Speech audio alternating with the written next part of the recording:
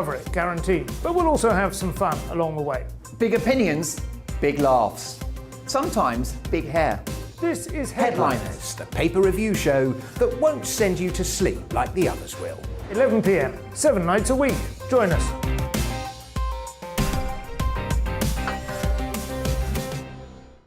Hello there, I'm Eamon Holmes. And I'm Isabel Webster.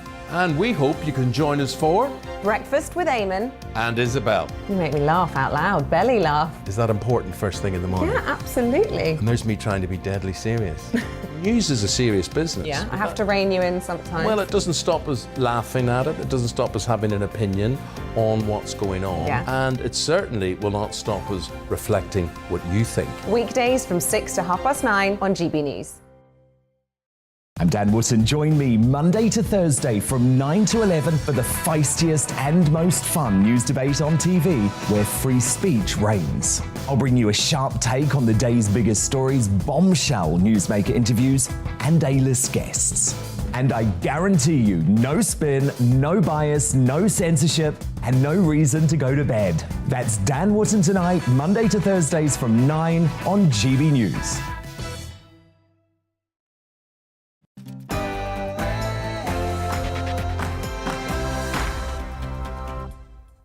Good evening, I'm Simon Evans, and this is Headliners. In just a moment, two comedians and myself will be going through tomorrow's newspapers this evening. But first, it's time for the news headlines.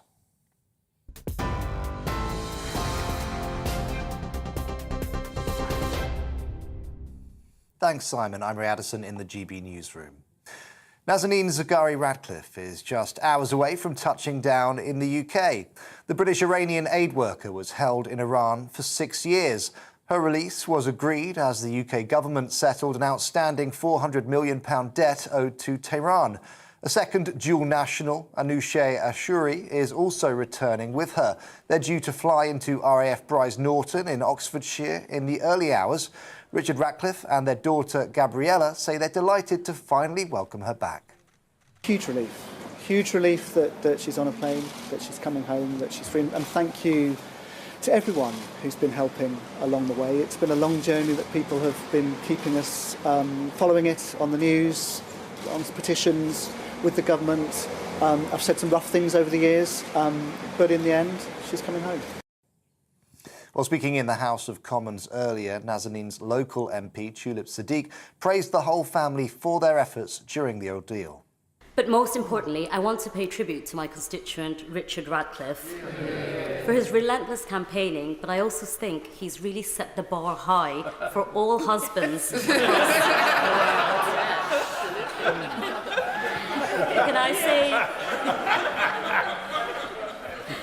Can I say to Nazanin, welcome home after 6 long years. And can I say to Gabriella, this time, Mummy really is coming home. Tulip Siddiq. President Zelensky has spoken to a Ukrainian mayor after he was released by his Russian captors.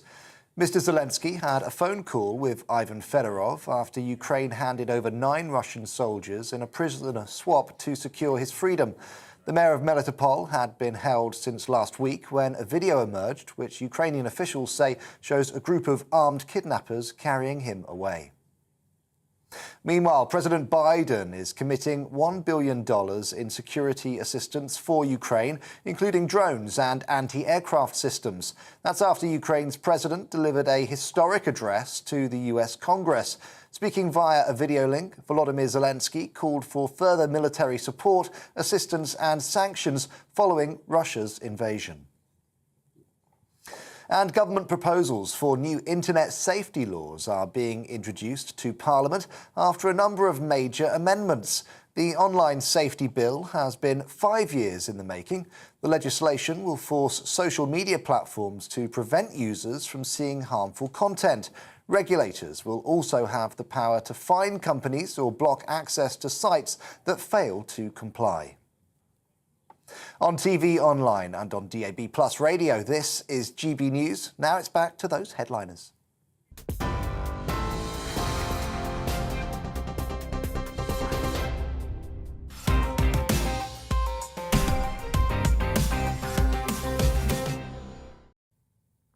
Hello and welcome to Headliners. It's Wednesday evening. I'm Simon Evans. Joining me tonight are Eric McElroy and Nick Dixon. Good evening, gentlemen. Good evening. How are you? Doing all right, yeah.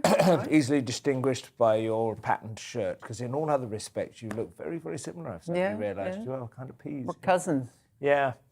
How are you, Nick? But I'm much, much younger. We were discussing this earlier. Why are you? How old are you then? We don't go into details because I'm in showbiz. There's a 10-year gap. You're legal though, right? Yeah. Yeah, we haven't transgressed at all. I'm going to warn the ladies and gentlemen, I'm a little bit poorly this evening. I've had my tests and I'm absolutely clear on the headline results, but there might be the occasional cough, splutter, sneeze. I might shower you with tiny airborne particles, but I want to reassure you they're not like newsworthy. They're just good old-fashioned British cold. That's why I asked for this seat. Yeah. Is this 2 meters or whatever? I think they'll be like, I've certainly managed to breach a further distance than that when I speak from the stage. The front row occasionally gets, so 3 or 4 yards I can do. I'm a properly trained thesp. I can hit those back walls. Anyway, let's have a look at tomorrow's front pages. A slightly more cheerful headline or two than some we've been presented with lately. We'll start with the Daily Mail. Mummy's home at last. Daughter's delight as husband tells the Mail of their joy after Nazanin is freed from 6-year hell in Iran. And the banner headline there, my £6,000 eyebrow transplant hurt like hell, but it was worth it. Read the room, Liz Jones. We next have The Telegraph, which goes with Mummy's really coming home. A very similar theme and a very similar photograph. To the Daily Mail, and a very similar typeface as well, for that matter. And the weird world of Russell Brand at the top there. I wonder whether they're pro or against. I have become very much more sympathetic to the Russell Brand worldview of late. Next one is The Guardian, I think. No, The Independent, I apologise. Nazanin freed to start new life with her family. And The Guardian next, which is Zaghari Ratcliffe. They've gone for the more formal assignation, released after 6 years in Iran jail. Russia raid hits theatre, meanwhile sheltering hundreds. Grimmer news continues in Ukraine. We will, of course, be covering that. The Financial Times runs with Moscow and Kiev explore neutrality plan in peace talks. But the photograph there is of Nazanin and home for a nice cuppa. Is in the, who is that one, the next? It's the Mirror. There we are, the Mirror, and that gentleman in the photograph there, not from Ukraine, that is from the Cheltenham Festival, which can certainly foul up your face as well. And the Metro, finally, the Metro goes with, at last, some good news as Nazanin jets home. And they have a betting opportunity for the Cheltenham Gold Cup as well. That was the headlines. Let's take a deep dive.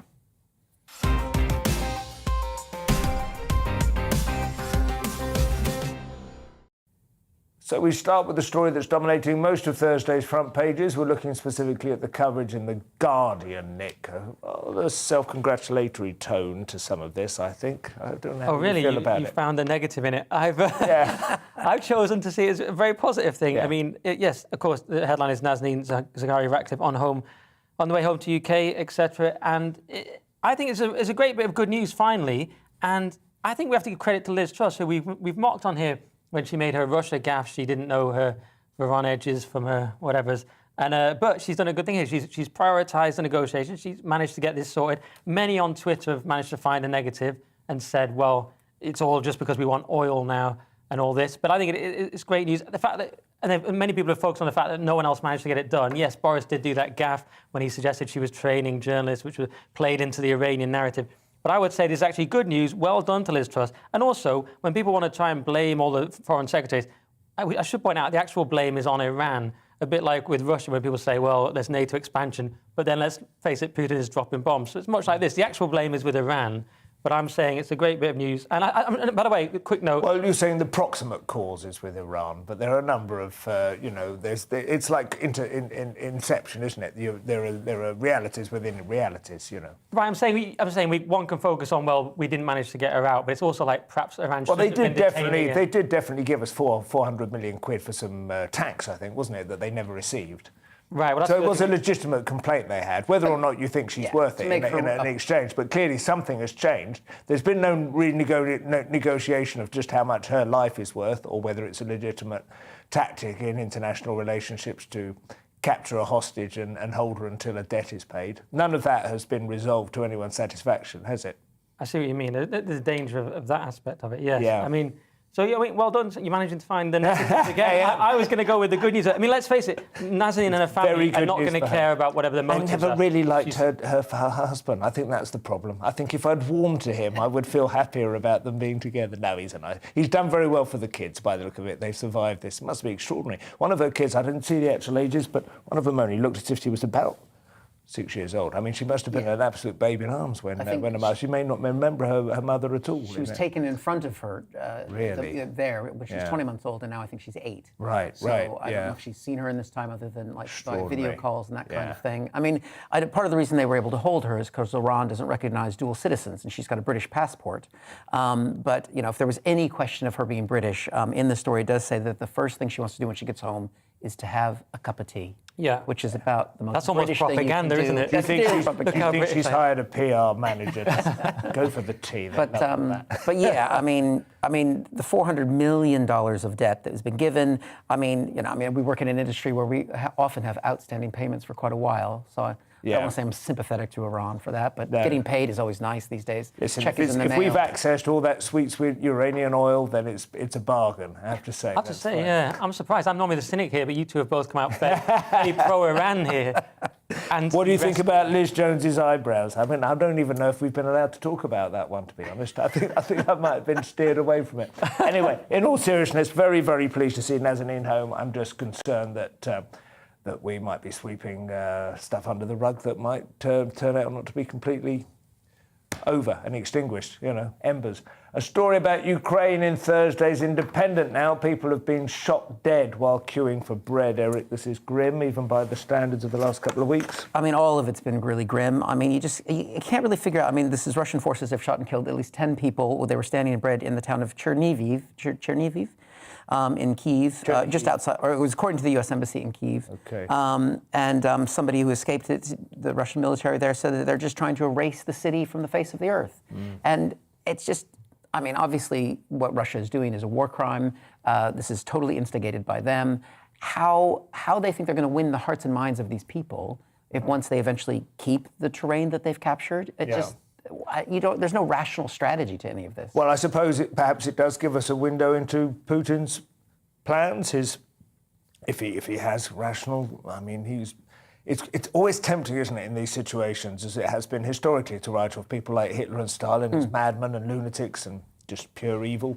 Well, I think almost in biblical form, but he's held on to power there for quite some time. He's navigated some difficult waters. It's fair to assume he has some sort of plan, that he must realise he must have some grasp of human nature. He may have miscalled it entirely, you never know, but I think it's probably safer to try and think, what can he be hoping to do?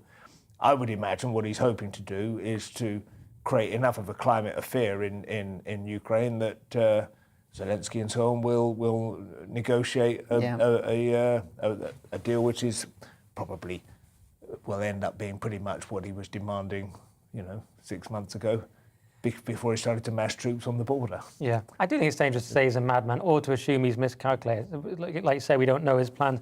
The only thing I say about this, and I don't want to, you're so careful to speak on this because people will shout at you and say you love Putin and you're his best mate, but it's so hard to know what's happening in this war. And it says here, the embassy did not cite what evidence it had of the attack in a statement. And I'm not saying it didn't happen, but have you noticed it's just very hard, obviously, probably, truth is the first casualty of war and all that. There's obviously horrible stuff going on, but you just can't tell. I mean, I've got a friend who says nuclear weapons don't exist, so I don't know anymore what to believe.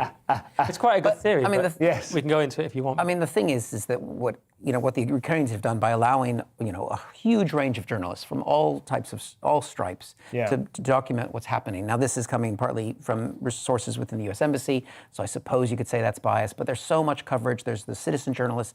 Everything is being so well documented. There's private companies with satellites over Ukraine. I think it's pretty clear what's happening. You would certainly have expected it to be. And I mean, with every new war, I mean, in 2003, they were talking about, was that going to be the first war that was essentially fought live on media, live on TV, but... The first Iraq war on CNN, that was the first time we sat and watched a war happen live. Wasn't there was it Baudrillard, I think, who said that it didn't really happen or something? There was like some continental philosopher who said that because it had been on TV, it was a made-for-TV drama. Was that Zizek? One of those? It's a bit of a rabbit hole, and it's above my pay grade as well, so I just probably shouldn't even have raised it, but... I do think that, considering that, there is still an extraordinary, I agree with you, Nick, there's an extraordinary amount of doubt, and there is certainly a tendency to overplay things. For instance, there was a good deal of consternation that Russia had captured Chernobyl and were going to deliberately allow it to set ablaze and create a massive radiation threat, and then that turned out not to be quite true. There were stories that a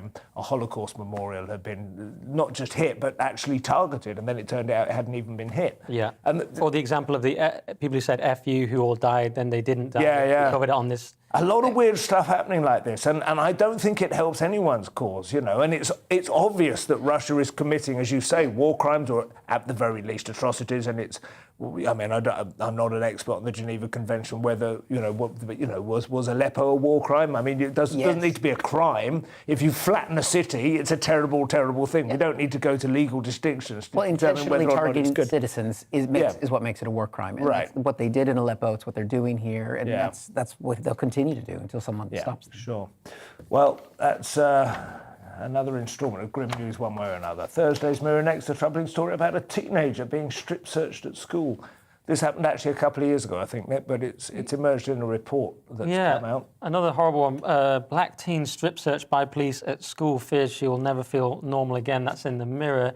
And it was a 15-year-old who, for some reason, I mean, she was accused of carrying cannabis, so 2 female officers made her remove her sanitary towel despite knowing she was on her period and strip-searched her. It basically sounds horrendous. Another example of overzealous policing, perhaps. It's kind of hard to know. That is really horrific, isn't it? It is pretty horrific. It's hard to know. I mean, I don't want to completely downplay it, but just for cannabis, I mean, that's. I know.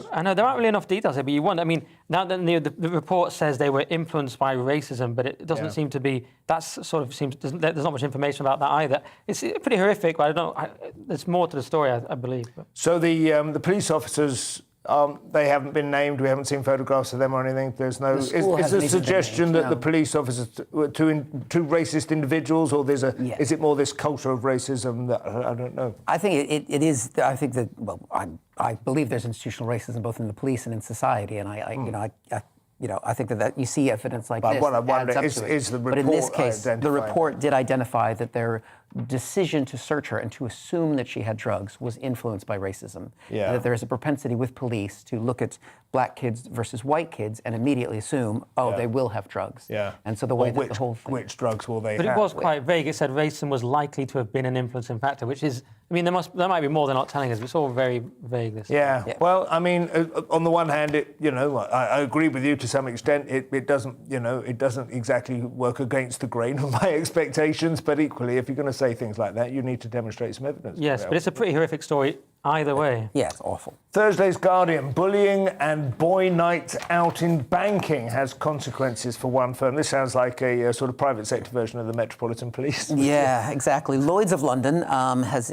been issued £1 million in fines. I don't know who gets that money, for an attitude of bullying and boys' night out sort of attitude with some events that they had. Yeah. And it was apparently a subgroup of Lloyds called Atrium, and they had some parties, and people complained, and they basically were told, let's just be quiet about it. Let's just hush, just go along, don't be such a wimp about it kind of thing. And then it's escalated to this level where they've finally been fined. Yeah. I liked it that the story did mention that this is, in the 336-year history of Lloyds, this is the largest fine for bullying they've ever had. That is quite a big fine for bullying, although I suspect it's quite a small amount of money for a firm like Lloyds of London. Yeah. I mean, I don't exactly know whether it's a departmental, issue or whether it's. But I mean, Lloyds of London is one of those firms.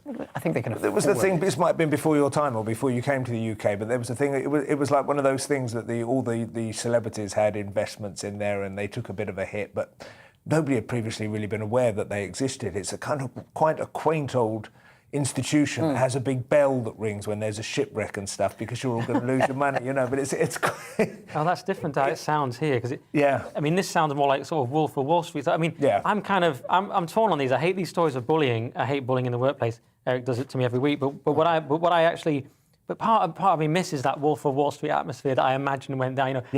All of us wants to fire someone at a giant dartboard or eat someone's goldfish. Or a dwarf. Well, I've said someone, because I'm not sure what the Ofcom regulations are. So I've just said someone, because they're people too. Simon. That's what I'm saying. I actually walked out halfway through Wolf of Wall Street. The first time I'd walked out of a movie for Which about part 25 offended you? years. I just found that culture utterly nauseating and sort of boring as well. Really? I've had enough almost of Scorsese's supposedly horrified but actually kind of glorifying of masculine. I mean, I don't even know that toxic masculinity is a term I throw around very happily, but he certainly seems to be able to identify it and You've and gone sort of bring woke, it out. Simon. I have, yeah. I didn't like it. I didn't. Mind you, it's What, not probably even also I Goodfellas? don't get it. I'm probably concealing the fact that I'm confused Don't you admit as that well. Goodfellas is almost a perfect movie? It is, but that's the thing. Once you've made that perfect movie, why keep remaking it? I mean, he's made it about 15 times. I think. I mean, Taxi Driver was amazing, and That's the ultimate toxic masculinity. what was it? Yeah, I guess so. Yeah, but that is it. I mean, De Niro in the early days, he did those studies, you know. But once you've got 3 or 4 of them, I mean, you could say that even Woody Allen progressed gradually, you know. I don't know if it's a good example to be referring to, Simon, in this case. In Thursday's Times, the Queen is refusing to hand over her swords.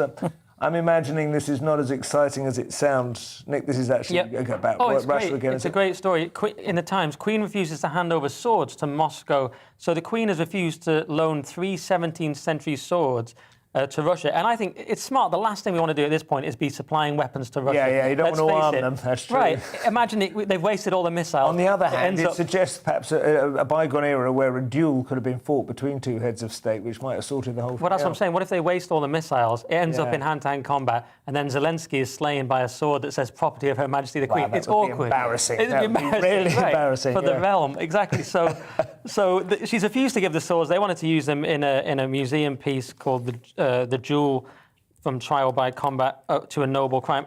Some sort of museum thing. They won't. And she's not going to give them. That's it. So it's not happening. Fantastic. 17th century, though. That's quite old. That's the 1600s, in case you don't know how this works. And that is quite...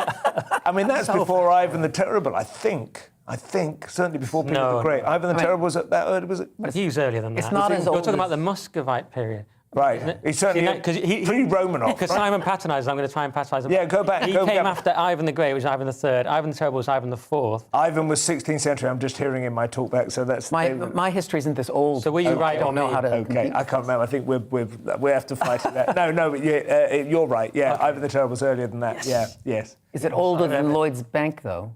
Lloyds of London. About the same age by the sound of it. Yeah, 350 years. It's a good thing they didn't have the What do you think about the Queen snubbing Moscow? I think it's a good time good to be know that holding she's back on our side sending as well, arms isn't to it? Moscow. Yeah. And definitely you'd see headlines in the Mirror and the Guardian going after her. I'm a bit disappointed. There's no member of the royal family buzzing Moscow in a helicopter at the moment. At this point into a war, Right. normally we've had an heroic prince And moment. would she lend swords to Chelsea Football Club is another question as well. It's just occurred to me. I can think of some royals we could send there at the moment. But Well, that is the end of part 1, ladies and gentlemen. That's all the bad news dealt with. Coming up on Headliners in part 2, we'll be discussing Nadine Dorries, Vladimir Putin again, and cryptocurrency. Don't go anywhere. We'll be right back.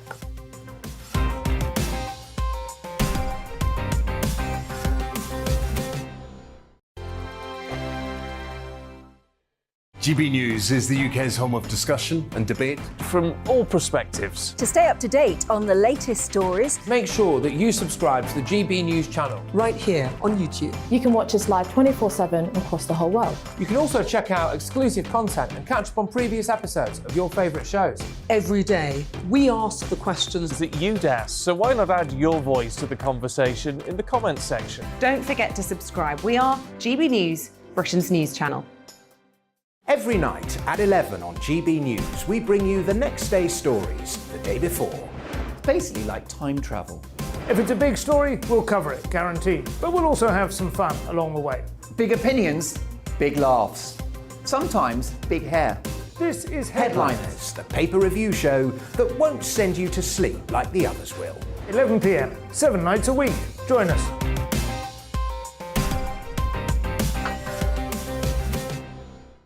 Hello there, I'm Eamon Holmes. And I'm Isabel Webster. And we hope you can join us for Breakfast with Eamon and Isabel. You make me laugh out loud, belly laugh. Is that important first thing in the morning? Yeah, absolutely. And there's me trying to be deadly serious. News is a serious business. Yeah, I have to rein you in sometimes. Well, it doesn't stop us laughing at it. It doesn't stop us having an opinion on what's going on. Yeah. And it certainly will not stop us reflecting what you think. Weekdays from 6 to 9:30 on GB News. I'm Dan Wootton. Join me Monday to Thursday from 9 to 11 for the feistiest and most fun news debate on TV, where free speech reigns. I'll bring you a sharp take on the day's biggest stories, bombshell newsmaker interviews, and A-list guests. And I guarantee you, no spin, no bias, no censorship, and no reason to go to bed. That's Dan Wootton tonight, Monday to Thursdays from 9 on GB News.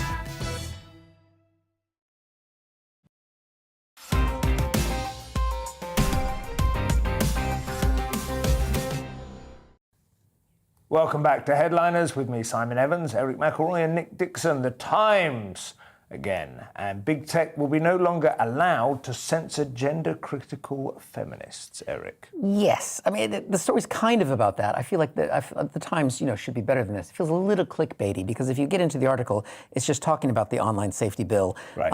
Which will impose a duty on tech giants to have systems for removing harmful content or risk fines of up to 10% of their turnover. Wow. So basically, that would be quite handy, wouldn't it? I'd almost take one on the chin if we could get a hold of 10% of Twitter Silicon and Valley Facebook and turnover. that kind of thing. Yeah, I think we could probably rescue the NHS. Exactly. I mean, the idea of this, I suppose, is that social media giants are going to be told to be focusing on rooting out racist abuse and trolling rather than debates on things like gender issues and that kind of stuff. So that's the leap that they've made. My experience of Twitter, which I do spend far too much time on, and obviously I do have my own biases, I recognise. I don't know what you think, Nick, but it does seem to me that Twitter's, whether it's their bots or whether it's human beings who are surveilling and trying to root out and, impose bans or alert people to the fact their tweets aren't acceptable, would you consider changing that, please, whatever. Yeah. They do seem to be slightly overly focused. It just feels very much like there are certain kinds of points of view which come under immediate scrutiny. And for instance, saying something like trans women aren't women will get you an immediate ban, whereas you do seem to be able to get away with some extraordinarily troubling views in other responses. You definitely can't tweet something like the vaccine is deadly. That would get you, or even the vaccine's not perfect would get you in a lot of trouble. Yeah, I agree. My perhaps naive question is why can't we just follow the laws of the land, right? So especially in America where you have the First Amendment, much smarter people came up with that than some lame people at Twitter. Why not go with the founding fathers and keep that? Whereas we've got the President of the United States banned from Twitter. He recently did a podcast the other day, Trump, 5 million views, the Full Send podcast on YouTube, taken down. I find that bizarre. You could have a candidate, Eric, in your great country of 2024, you could have a candidate who's banned from Twitter and is immediately banned from YouTube just for saying completely true things like Germany had a dodgy energy policy, Biden messed up Afghanistan, the election was definitely fake, stuff like that. And it has to be said, just on that one, I give Eric a right to respond to that, but I would also add the point at which they banned him was supposedly about what they call the insurrection or whatever, J6, it's, they tried to create this thing. Now, whether or not you thought it was a serious attempt to overthrow the government or whether it was a riot or whatever it was, Trump didn't say anything on Twitter which justified a ban. There's no question. You would have to read so deeply between the lines of "let's go" or "I'll see you at lunchtime" or something. There were half a dozen tweets that were so vague. They weren't. It's time to overthrow. That we have been forced into a situation where only violence is. There was nothing of that kind.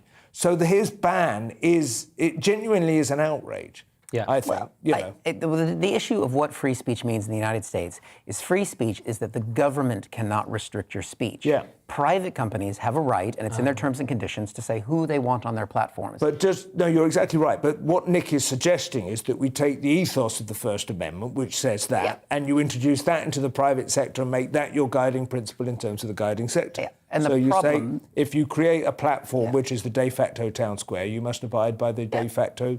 And that got Trump called out because I was blocked by Trump on Twitter, and a court case was won based on the fact that he was using that as the public space. And so my letter was sent to my name and Twitter handle was sent to the Justice Department, and a letter from the Justice Department to the White House, and someone had to go in and unblock me from Trump because as a U.S. citizen, I was denied access to my president. Yeah. Now, I'm glad you acknowledge he's your president, because some of your lot won't. No, most of our lot believe in democracy, which the Republicans don't currently. It doesn't matter to me. But so you're saying you think it's right that they should be able to allow it? Absolutely. Well, if they were forced to have Trump on, that would be a violation of the free speech. That's a violation of the government telling a private company what to do. And that's my problem with this online safety bill. Is it's actually, because we don't have protected free speech in the same way in the UK, unfortunately. But the government here is telling private companies what they can and can't say. And while I don't like the kind of hate speech that's done online, that's a dangerous slope, because they said they're going to have a list of priorities of topics that you can allow, and that's dangerous. But the rebuke is that they're acting like a publisher and they're pretending not to be, though, isn't it? With Twitter, that's one rebuke. The other rebuke is that are they really private companies? They're so big, maybe we need a different category. But yeah, to bring it back to this online safety bill, I'm sceptical that you can do anything about so-called online harm. I mean, someone compares it to whack-a-mole here. I tend to agree. I like whack-a-mole. That's the one with the avocados, isn't it? Yeah. This one from Thursday's Mirror. Newcastle manager has said he wants focus on coaching rather than his team's relations with the Saudis, which I can understand, Nick, why he doesn't want to be drawn into questioning on that front, but that's the way Premier League football is going, isn't it? It does seem to be, yeah. Eddie Howe launches dangerous ground defence over Saudi Arabia questions at Newcastle, and what they mean by that is, he said, as soon as I deviate from that, meaning football, into an area where I don't feel qualified to have a huge opinion, I think I go into dangerous ground, so I prefer to stick to what I believe I know. Dangerous ground sounds like a Harrison Ford movie, but he... or indeed a description of St James's Park, I suppose. Right, good call. But Michael, see, I think it's a little unfair on managers personally, because where do you stop? I mean, the Qatar World Cup, I would start with 6,500 people dead making the stadiums. To me, that's far more serious, or it's certainly in the same conversation. So where do you stop? And then they were having a go at Thomas Tuchel the other day. You know, suddenly he's in trouble because while people didn't necessarily love Abramovich, suddenly it's a hot topic, obviously. So I think it's a little bit unfair on the individual manager. I think they have to go by their individual conscience and decide, do I want to work for this company? But it is a slippery slope, because all of football is going to turn out to be... Well, I saw one interview with him where he said, I mean, I think the same interview, and I read the text of it, and he said, I think quite reasonably, that the powers that be have waved through this purchase, you know, and so they have got the capacity to determine whether or not it's a legitimate ownership.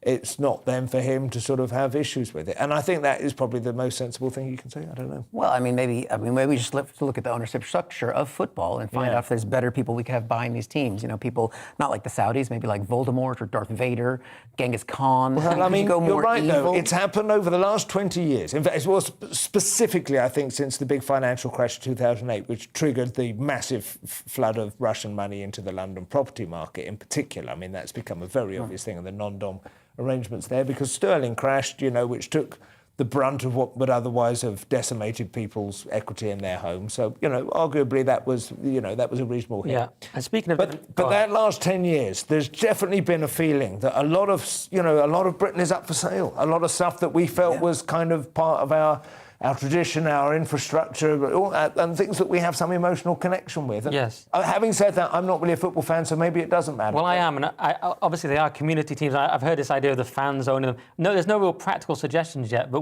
obviously it doesn't sit well, the idea. I mean, my team's run by Americans, so I could cite the Gulf War or something like that, and because we want to get rid of them anyway, so maybe I'll start citing... There was a time when Man United, right? Glazers, yes. Yeah, the Glazers. That was a time when that was considered to be very dodgy, wasn't it? Yeah. In connection with New York Yankees, I think, wasn't it, as well? And we still don't like them. No, you call it but soccer that's now? fairly, I mean, that's pretty parochial by comparison now, isn't it? Right, it's like kind of the first wave of James Bond movies. In Thursday's Daily Mail, the Ukrainian government are reaching for the stars with their new way to stop Putin. Eric, what's this whimsy from Ukraine? This is a beautiful story in the midst of a lot of tragedy. This is the Ukraine's vice prime minister has sent an actual tweet where he started out heavy, going, everyone wants Putin to die. Until this happens, we give Ukrainians and the whole world a unique opportunity to send Putin to Jupiter.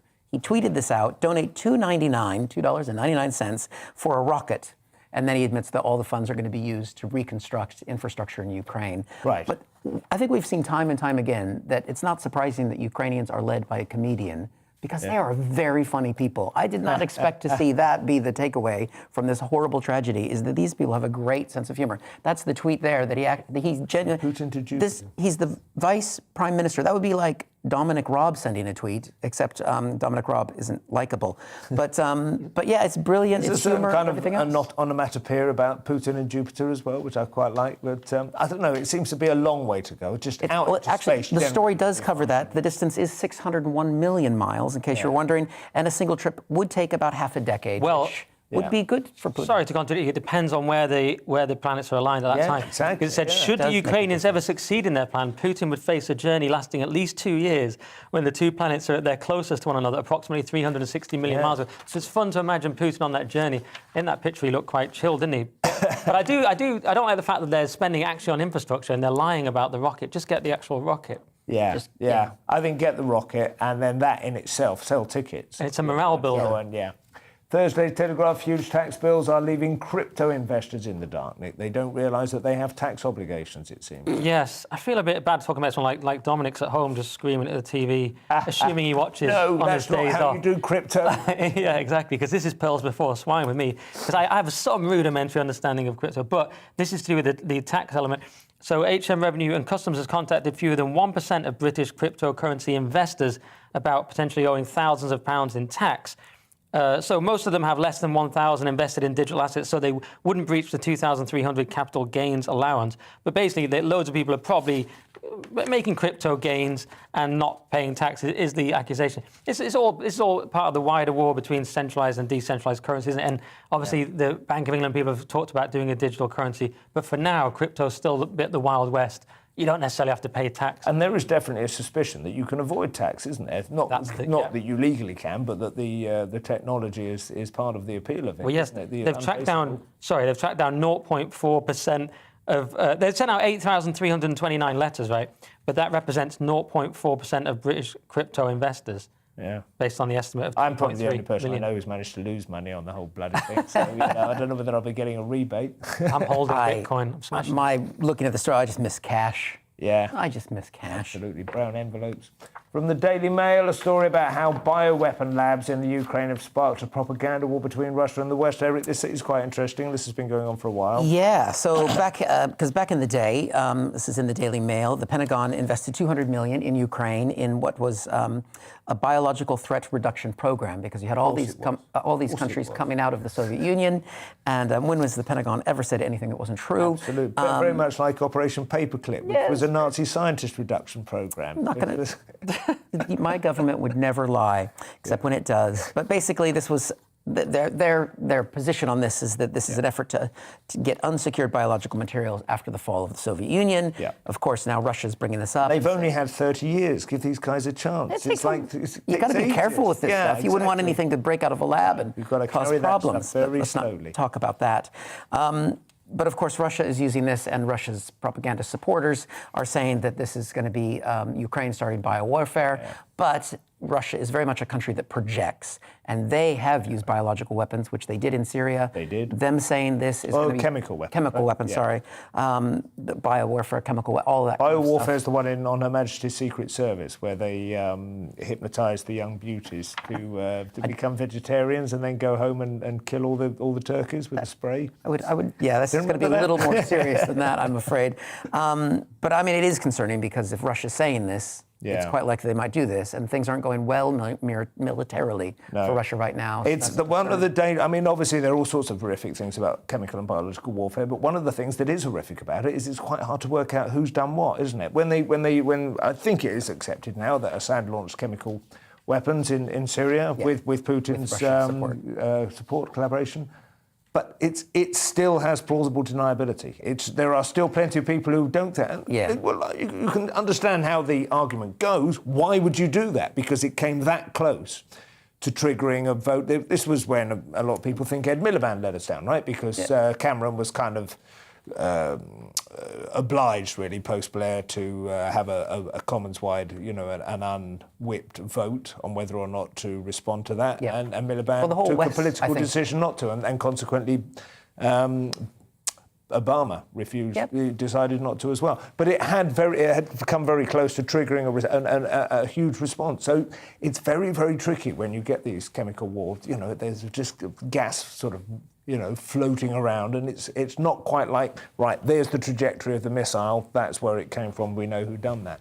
Well, I was just going to have the big debate is whether these are biolabs or bioweapons labs. And Tulsi Gabbard got in trouble because she said that they were biolabs and she was worried about them being attacked by Russia and the fallout from that, obviously given COVID, given what pathogens might be involved. And then Mitt Romney called her treasonous, which I thought was shocking because she's a lieutenant colonel in the US Army. Yeah. It's an interesting example of me defending a Democrat against a Republican. Yeah. There's been a terrible, long, on-running attempt to delegitimize Tulsi Gabbard's clear agenda, which is she's anti-military industrial complex, isn't she? And they try and undermine it, despite the fact that she has literally done service. She's been also very pro-Assad and pro-Putin. That is true.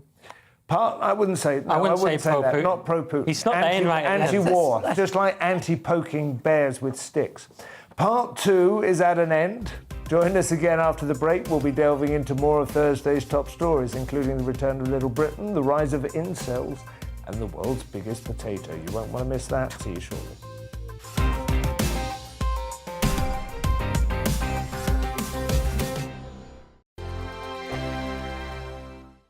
GB News is the UK's home of discussion and debate from all perspectives. To stay up to date on the latest stories, make sure that you subscribe to the GB News channel right here on YouTube. You can watch us live 24/7 across the whole world. You can also check out exclusive content and catch up on previous episodes of your favourite shows. Every day, we ask the questions that you'd ask, so why not add your voice to the conversation in the comments section? Don't forget to subscribe. We are GB News, Britain's news channel. Every night at 11 on GB News, we bring you the next day's stories the day before. It's basically like time travel. If it's a big story, we'll cover it, guaranteed. But we'll also have some fun along the way. Big opinions, big laughs. Sometimes big hair. This is Headliners, the paper review show that won't send you to sleep like the others will. 11 p.m, 7 nights a week. Join us.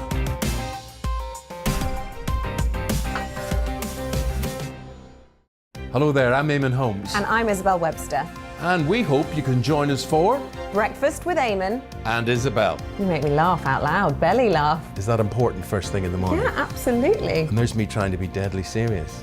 News is a serious business. Yeah, I have to rein you in sometimes. Well, it doesn't stop us laughing at it. It doesn't stop us having an opinion on what's going on. Yeah. And it certainly will not stop us reflecting what you think. Weekdays from 6 to 9:30 on GB News. I'm Dan Wootton. Join me Monday to Thursday from 9 to 11 for the feistiest and most fun news debate on TV, where free speech reigns. I'll bring you a sharp take on the day's biggest stories, bombshell newsmaker interviews, and A-list guests. And I guarantee you, no spin, no bias, no censorship, and no reason to go to bed. That's Dan Wootton Tonight, Monday to Thursdays from 9 on GB News.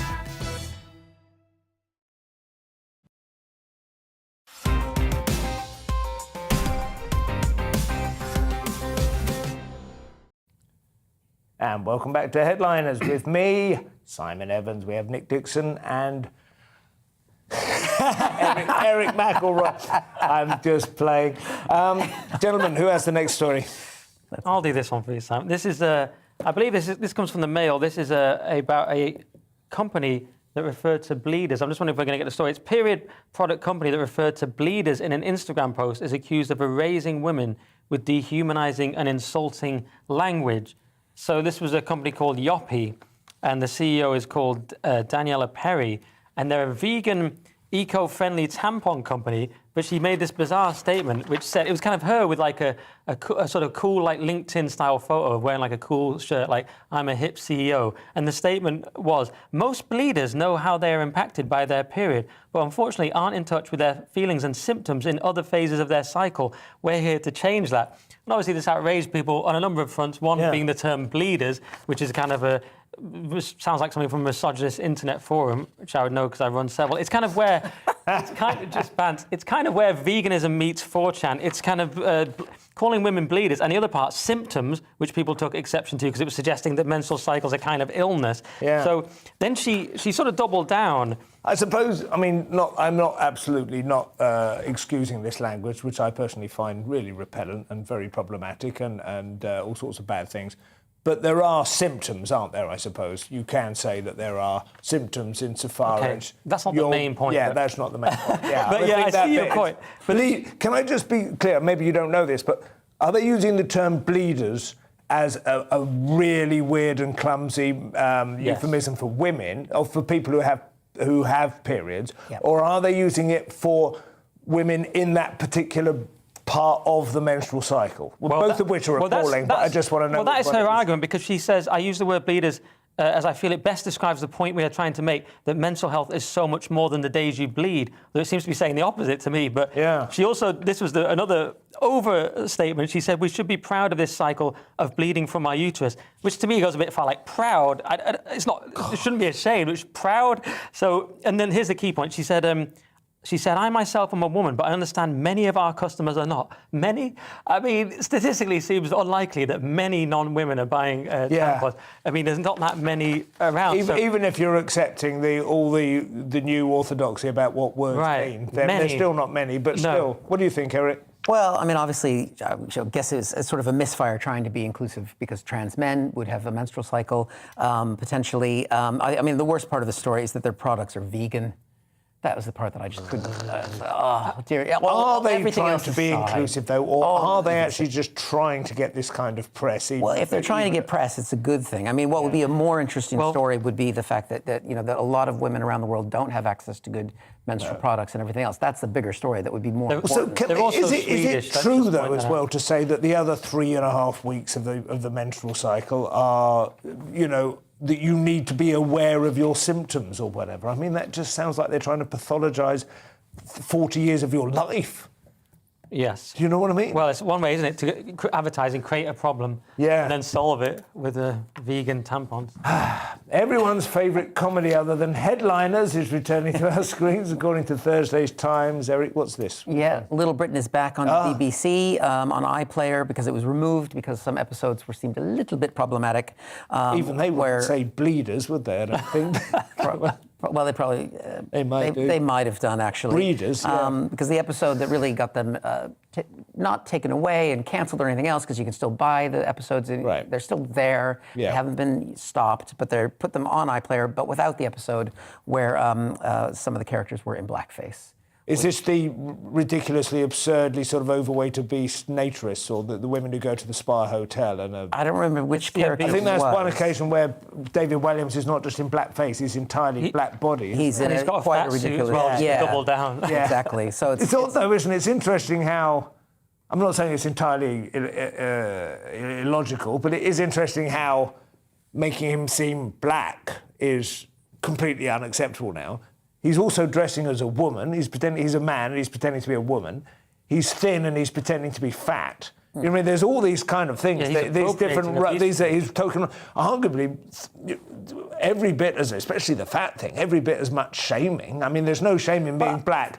Many people would say there's a lot more shame in struggling with your weight now. Yeah, but I think, it's very difficult for us as a bunch of white guys to talk about the feeling and impact Never be like that, Simon's comfortable with it.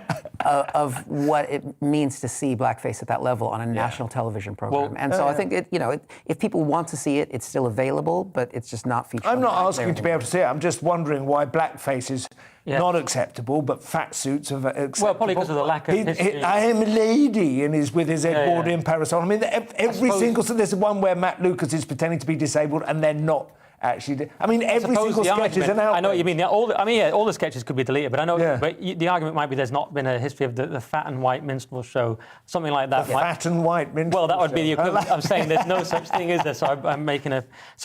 And my question is, will they be editing Justin Trudeau out of everything? Do you know what I mean? Why is he still allowed to get away with it? I don't think those episodes of him are available. Thursday's Guardian is reporting on the rise of incels. This follows on neatly from Little Britain, in my view. Nick, this is your area of expertise. Apparently, so you claim, which is outrageous because it says quite clearly here they're called incels due to their inability to form intimate relationships with women, whereas I, of course... Not inability, it's involuntary, isn't it? No, they're just saying that they can't... Oh, OK. Oh, sorry, that is what... All I was saying is I've formed many, or at very least several, so it can't be me.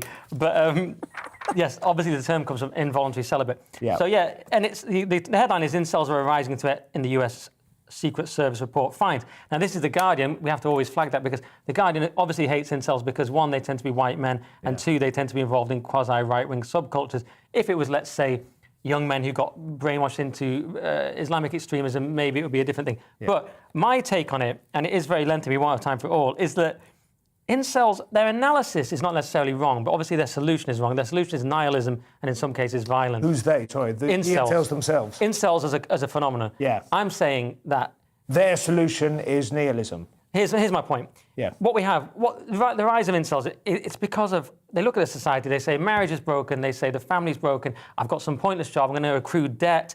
Now there's the dating apps which benefit the top few percent in the sort of Pareto principle.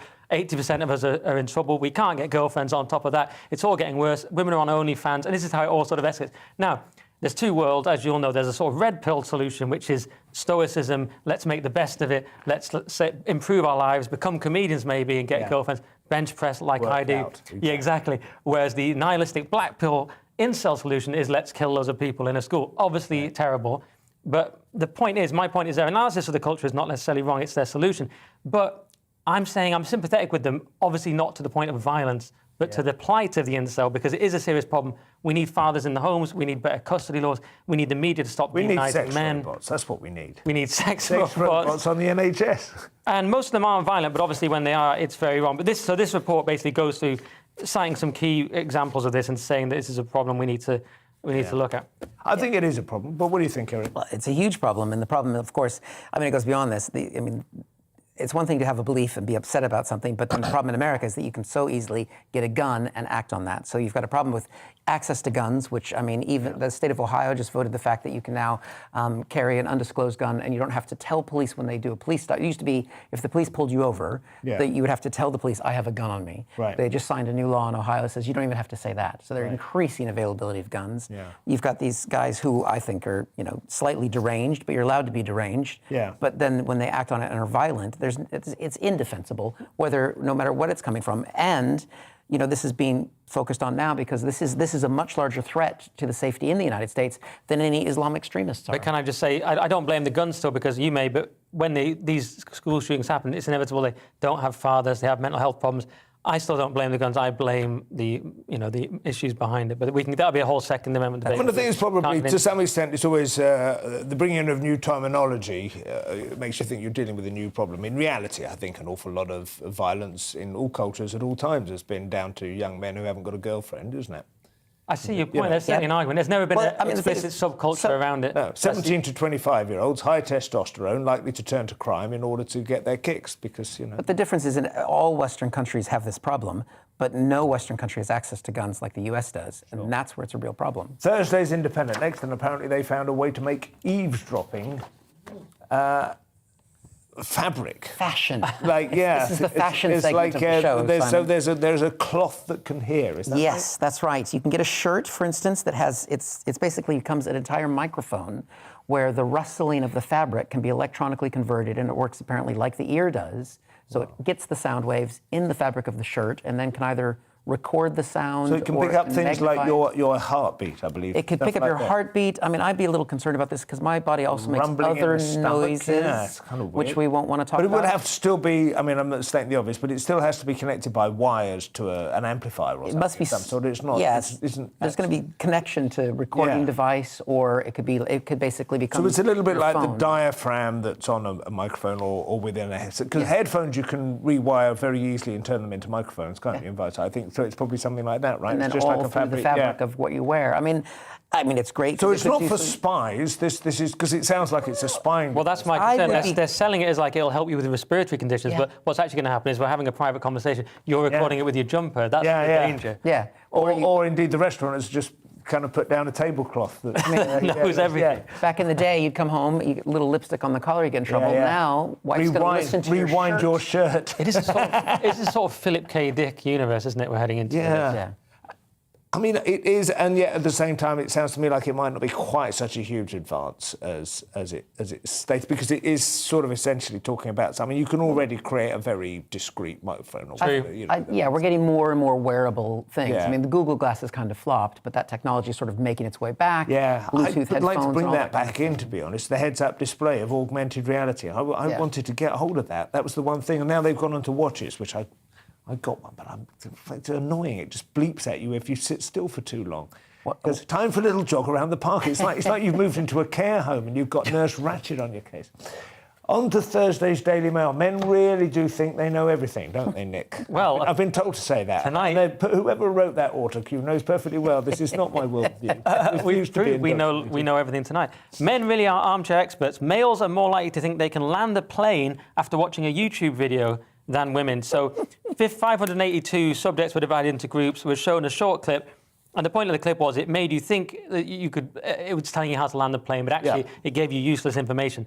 Now, the fact is, Simon, you and me both know we could land it better because we'd stay calm. And the fact is, they're saying we're overconfident, but that confidence itself would become a self-fulfilling prophecy. It certainly would. Because we would then just land it naturally. Captain Sally would approve of that. Exactly. I did actually read the story. The gap between men and women is 12.5%, roughly. Right. It's not actually huge. And let me add... it's not orders of magnitude. No. You know what I mean? And let me also add that both sexes were confident they could land the plane without dying. They're like, yeah, I'd probably land that. So I remember a story a few years ago in which everyone was going, oh my God, 8% of men think they could take a point off Serena Williams in a tennis match. Do you remember that? Right. And I was thinking, well, I don't think I could, but I wouldn't be surprised if 8% of men decent club player, LTA player, top 250. 12% of women thought they could. No, I am absolutely sure they couldn't, but that stays out because it's not the narrative, you know what I mean? You've taken a hit for the men there. My hair just fell down, so... we've got to get through the last couple of stories before we're out of time, so I'm just going to whiz through them. Telegraph has a story about the world's biggest potato. Eric Armstrong, we've done this one, haven't we? The world's biggest potato. Well, we did. Well, that was the problem. Britain, let me just dig here for this one.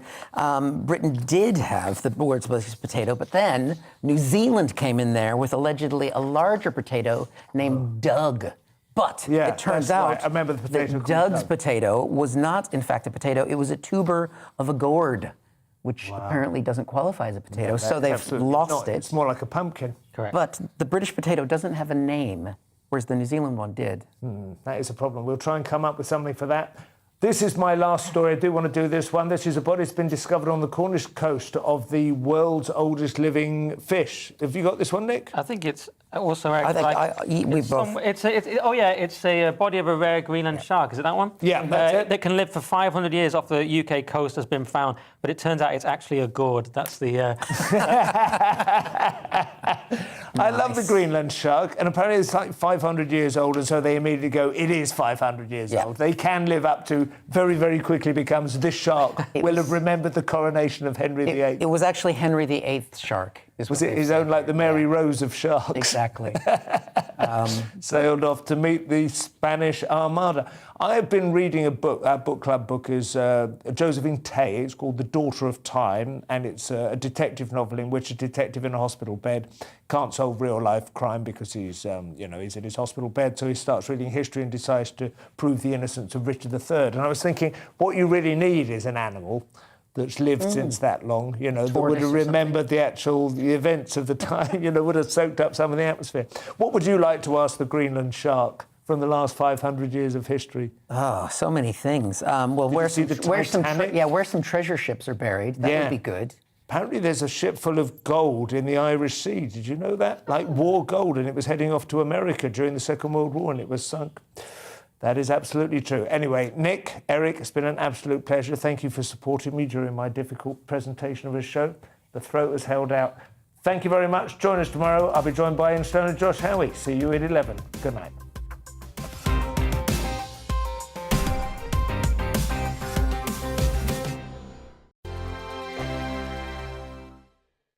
Hello there, I'm Eamon Holmes. And I'm Isabel Webster. And we hope you can join us for... Breakfast with Eamon. And Isabel. You make me laugh out loud, belly laugh. Is that important first thing in the morning? Yeah, absolutely. And there's me trying to be deadly serious. News is a serious business. Yeah, I have